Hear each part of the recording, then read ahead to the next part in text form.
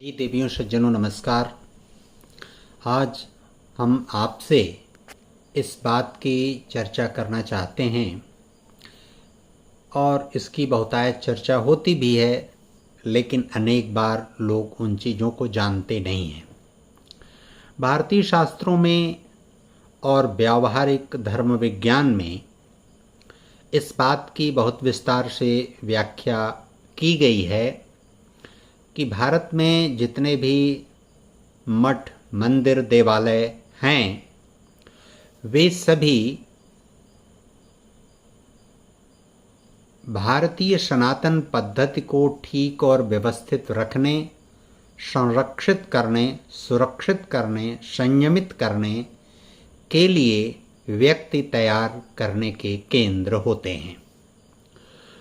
और वहाँ जो व्यक्ति तैयार होते हैं उन मठों में, मंदिरों में, देवालयों में एक तरह से वो अलौकिक सत्ता के केंद्र स्थल होते हैं और उसको संयोजित संयमित करने के लिए अलौकिक और लौकिक जगत में तादात्म्य और साहचर्य स्थापित करने के भी केंद्र होते हैं और उसको व्यावहारिक और सैद्धांतिक दोनों आधार प्रदान करते हैं।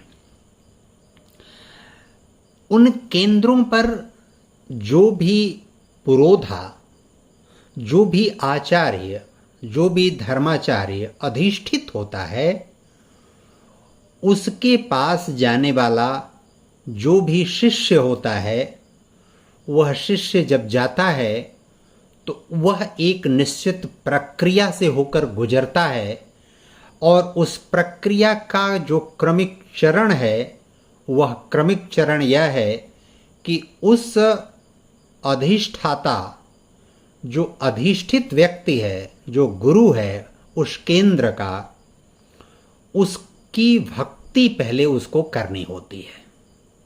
यानी वो पहले भक्त बनता है। उसके बाद यह क्रमिक प्रक्रिया है। इन 6 चरणों में पार करके वह उस अधिष्ठित पद का आने वाले समय में उत्तराधिकारी होने या वैसे ही किसी केंद्र का अधिष्ठित व्यक्ति होने की पात्रता हासिल करता है।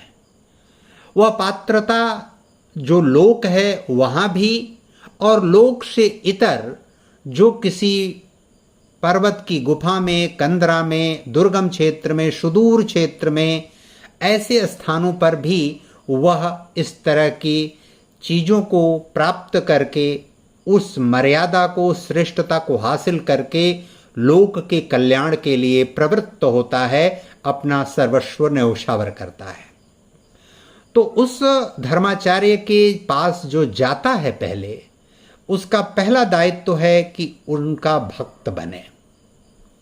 भक्त के बाद वह साधु बनता है, साधु के बाद वह महात्मा बनता है, महात्मा के बाद वह संत बनता है, संत के बाद वह ऋषि बनता है और ऋषि के बाद वह मुनि बनता है। यह कोई आवश्यक नहीं कि जो भक्त बना है वह साधु भी बने, वह महात्मा भी बने, वह संत भी बने, वह ऋषि भी बने, वह मुनि भी बने। इन सभी प्रक्रियाओं को पार करके वह श्रेष्ठतम मान बिंदु, श्रेष्ठतम मर्यादा, श्रेष्ठतम गुणों को प्राप्त कर ले, यह कोई आवश्यक नहीं है। यह संभव है कि वह केवल भक्त ही रह जाए, यह भी संभव है कि उसके आगे चलकर वह साधु ही हो कर रह जाए, यह भी हो सकता है कि वो महात्मा तक की पदवी प्राप्त करके रह जाए, यह भी हो सकता है कि संतत्व प्राप्त कर ले, यह भी हो सकता है कि वह ऋषि हो जाए, यह भी हो सकता है कि वो मुनि की पदवी तक प्राप्त कर ले। यह उसके अपनी योग्यता, क्षमता, सामर्थ्य पर निर्भर करती है। यह योग्यता, क्षमता, सामर्थ्य है क्या? इसको प्राप्त करने के तरीके क्या हैं? कुल 18 गुण हैं। वो सभी गुण जब क्रमशः किसी भक्त में विद्यमान हो जाते हैं, वह उनको प्राप्त कर लेता है, उनका विकास अपने अंदर कर लेता है, तो वो मुनि की पदवी तक पहुंच जाता है। भक्त होने के लिए आदर्श जो मर्यादा है, उसके अंदर, उस व्यक्ति के अंदर सेवा, समर्पण, सहकार, ये 3 चीजें अगर उसके अंदर है तो वह किसी भी धर्माचार्य, किसी भी अधिष्ठित व्यक्ति, किसी भी ऐसे केंद्र के कुलाध्यक्ष गुरु का भक्त होने का अधिकारी हो जाता है। उसके अंदर क्या चाहिए? सेवा का भाव, समर्पण का भाव, सहकार का भाव। इन 3 गुणों का विकास कर लेने के बाद, उस कुलाध्यक्ष के मार्गदर्शन में विकास कर लेने के बाद, समय समय से उनके द्वारा दिए गए दिशा निर्देश, मार्गदर्शन, परामर्श के अनुसार इसको प्राप्त कर लेने के उपरांत उस व्यक्ति को साधु होने के लिए आदर का भाव, श्रद्धा का भाव और निष्ठा का भाव, ये 3 गुण उसके अंदर और आने चाहिए। यह 3 गुण ठीक उसी प्रक्रिया के द्वारा, जैसे उसने भक्त बनने के लिए 3 गुणों का विकास किया अपने अंदर, वैसे ही आदर, श्रद्धा, निष्ठा का भाव उसके अंदर जब प्रस्फुटित हो जाता है, विकसित हो जाता है, तो वह साधु कहलाता है। अर्थात साधु होने की आवश्यक शर्त है कि उसके अंदर सेवा का भाव, समर्पण का भाव, सहकार का भाव, आदर का भाव, श्रद्धा का भाव, निष्ठा का भाव, ये 6 गुण उसके अंदर विद्यमान होना चाहिए। फिर वह महात्मा अगले चरण में, इन सभी चरणों में किसी को 2 महीना, किसी को 6 महीना, किसी को 2 साल, किसी को 4 साल, किसी को 8 साल, यह व्यक्ति की योग्यता, क्षमता और आंतरिक और बाह्य बुद्धि, विवेक, कौशल पर निर्भर करता है कि वो कैसा हासिल कर सकता है। फिर वह जब महात्मा बनना चाहता है तो महात्मा होने के लिए आवश्यक शर्त है कि उसके अंदर सेवा, समर्पण, सहकार, आदर, श्रद्धा, निष्ठा के साथ साथ 3 और गुण, आस्था, विश्वास और प्रेम, ये 3 गुण और भी उसको अपने अंदर विकसित करने होंगे। यानी जब सेवा, समर्पण, सहकार, आदर, श्रद्धा, निष्ठा, आस्था, विश्वास, प्रेम, यह 9 गुण जब विकसित कर लेगा वह भक्त, तो वह भक्त साधु से महात्मा हो जाएगा। फिर महात्मा होने के बाद वह पूर्ण संत होने की स्थिति के लिए उसके अंदर जो भाव 3 और गुण आने हैं वो है त्याग, तप, विनय। अगर त्याग, तप और विनय के गुण भी अपने अंदर उसने विकसित कर लिया तो वह संत कहलाने का अधिकारी होता है। अर्थात जिसके अंदर सेवा, समर्पण, सहकार, आदर, श्रद्धा, निष्ठा, आस्था, विश्वास, प्रेम, त्याग, तप, विनय, यह सब आ गया, वह संत की पदवी प्राप्त करने का अधिकारी होता है। यदि उसके आगे भी चलना चाहता है, अपने कुलाचार्य के, अपने आचार्य के, अपने उस केंद्र के अधिष्ठित व्यक्ति के मार्गदर्शन में, दिशा निर्देश में, अगर वो ऋषि के मार्ग पर चलना चाहता है, तब उसके अंदर इन 12 गुणों के अंदर के अतिरिक्त 3 और गुण विकसित होने पड़ेंगे, और वो है निरअहंकार, निर्लिप्तता और निर्विकार। यानी उस व्यक्ति को निरअहंकारी होना पड़ेगा, लोक के मोह से, माया से निर्लिप्त होना पड़ेगा, निर्विकार, विकारों से मुक्त होना पड़ेगा, तब वह ऋषि कहलाएगा।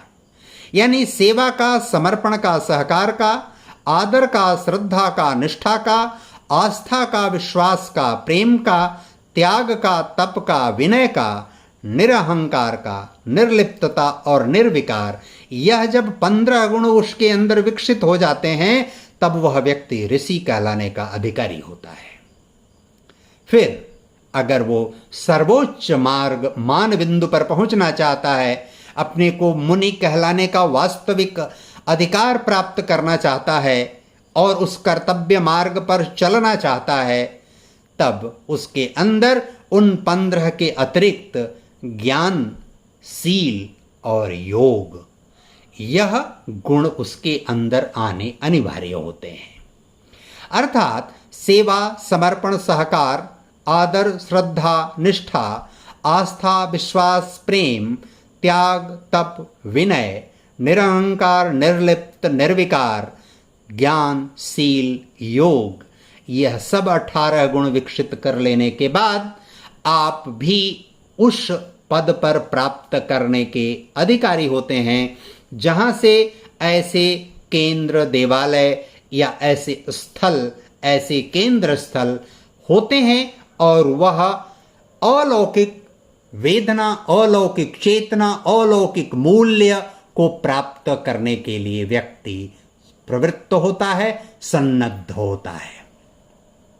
समाज में आज बहुतायत संत, साधु, महात्मा और न जाने क्या क्या कहलाने के लिए लोग न जाने क्या क्या उपक्रम, षड्यंत्र और तरीके अपनाते हैं, हास्यास्पद भी बनते हैं, समाज और लोक का नुकसान भी करते हैं, अपने मान, प्रतिष्ठा, मर्यादा का भी हनन करते हैं।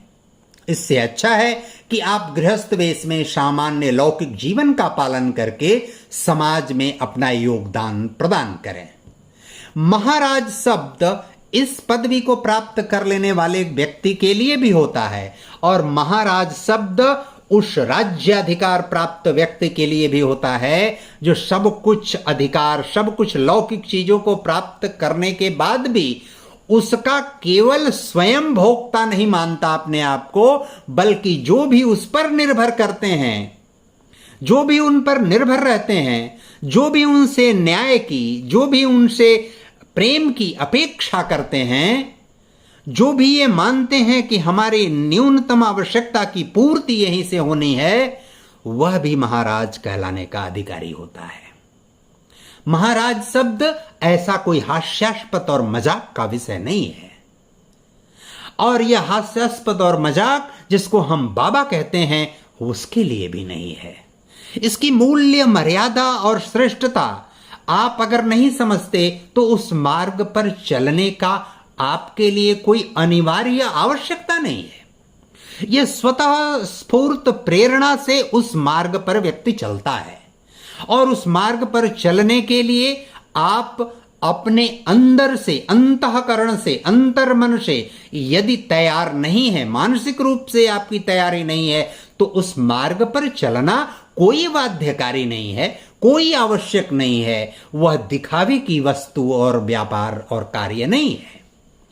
ऐसा यदि आप करते हैं तो आप अपने आप को धोखा देते हैं, क्योंकि एक दिन ऐसा आएगा कि इन मान बिंदुओं पर अगर आप नहीं चल पाएंगे तो समाज उस बात को जानेगा, तिरस्कार की दृष्टि से आपको देखेगा और आपको वह घृणा का भाव आपके प्रति उस समाज के मन में आएगा।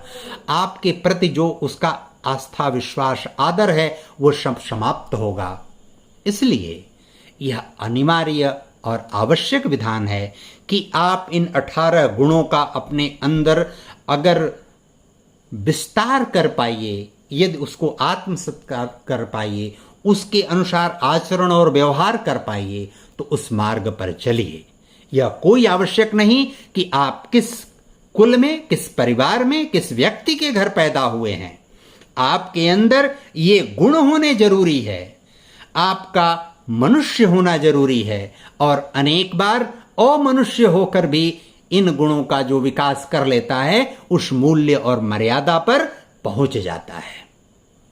इस वास्तविक तंत्र को, इस वास्तविक विधान को समझना बहुत आवश्यक है आज के समय में, जबकि समाज में विडंबनाओं का दौर शुरू हुआ है, अनेक षड्यंत्र शुरू हो गए हैं, समाज को नष्ट करने की कोशिश हो रही है। इतना अनुरोध और निवेदन करता हूं। धन्यवाद, नमस्कार।